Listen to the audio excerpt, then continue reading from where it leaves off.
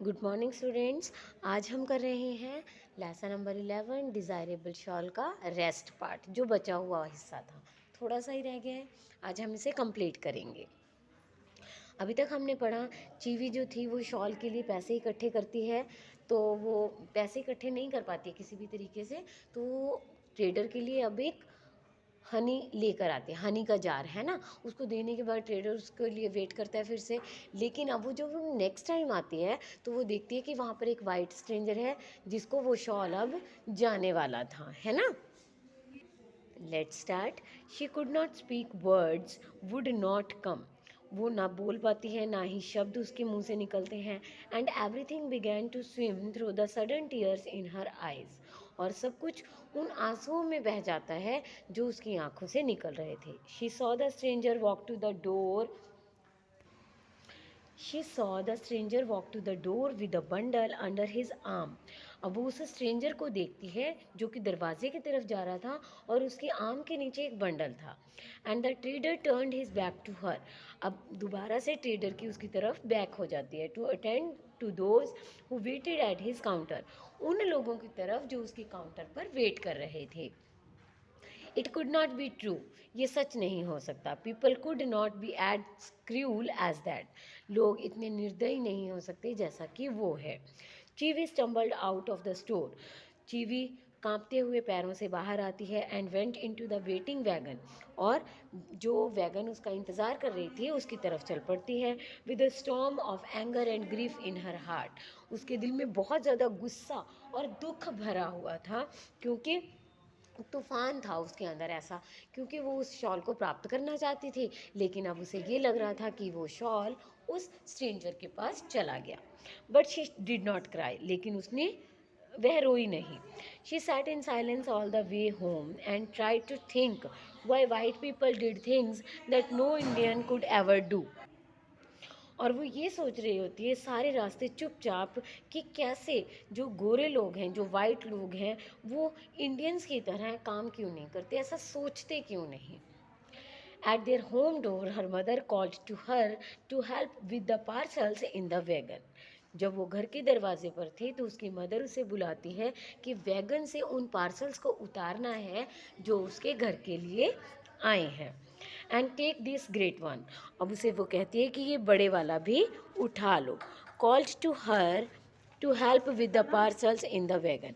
अब वो फिर से उसे आवाज़ देती है कि आओ और पार्सल्स को उठाओ। टेक दिस ग्रेट वन, ये बड़े वाला उठाओ। She said that the vice stranger said you had bought from the trader. जब उसे ये पता लगता है कि वाइट स्ट्रेंजर ने ट्रेडर से लेकर ये तुम्हारे लिए दिया है। With what could you buy little daughter, तुमने इसे क्या देकर खरीदा है। Chivi open her eyes wide and stood still. Chivi की आंखें खुली की खुली रह जाती हैं और वो स्थिर हो जाती है। वट कुड इट मीन, इसका मतलब क्या था। Her mother placed a great bundle in her arms. उसकी मदर उसी समय उसको एक बड़ा सा बंडल उसके हाथ में देती है, रैप्ड इन वाइट पेपर, जो कि वाइट पेपर से ढका हुआ था। Soft it felt to the touch, soft like a baby. जब उसे टच करती है तो वो देखती है कि ये बहुत ही ज़्यादा नरम है, इतना नरम जैसे कि एक बच्चा हो। She did not wait to think but tore open the paper there before her door, and it was a shawl. अब वो उसे वेट नहीं कर पाती और उसी समय वो पेपर को फाड़ देती है अपने दरवाजे के अंदर जाने से पहले। और इसके अंदर क्या था, वही शॉल था जो वो खरीदना चाहती थी। Her shawl and tied to one corner was a little card with words printed on it in ink. और इसके कॉर्नर पे एक कार्ड लगा हुआ था जिसके ऊपर कुछ वर्ड्स प्रिंटेड थे इंक से। She could read them with difficulty, वो थोड़ी मुश्किल से उन शब्दों को पढ़ सकती थी। She wished now she had taken more lesson from the lady teacher at the mission school.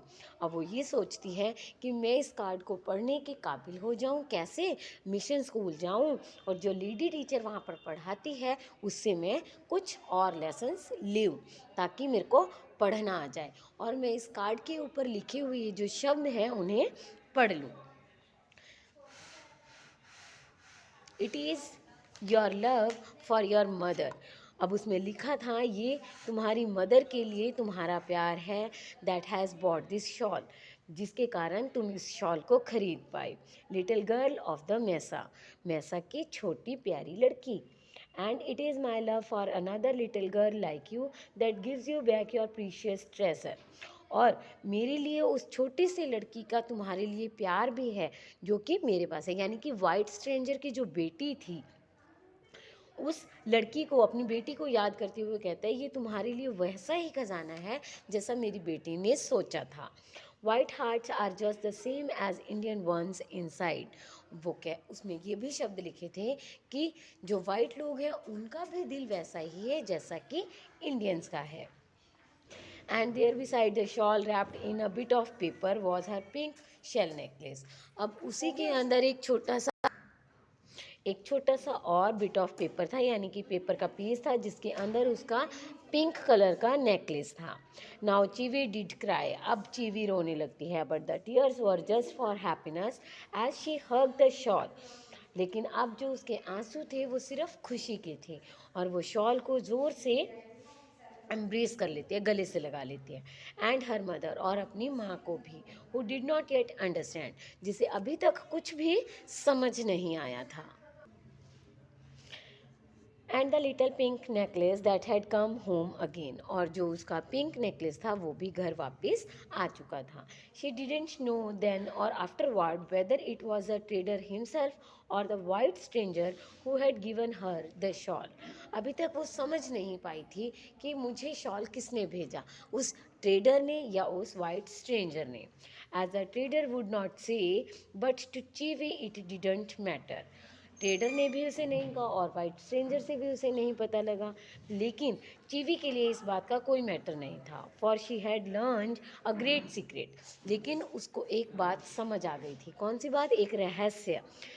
One that you and I know already that white hearts are just the same as Indian ones inside, कि हमारे और तुम same हैं, जैसे white Indians के दिल भी उसी तरह हैं जैसे कि एक भारतीय के हों, यानी कि वो भी उतने ही काइंड हैं जितने कि हम।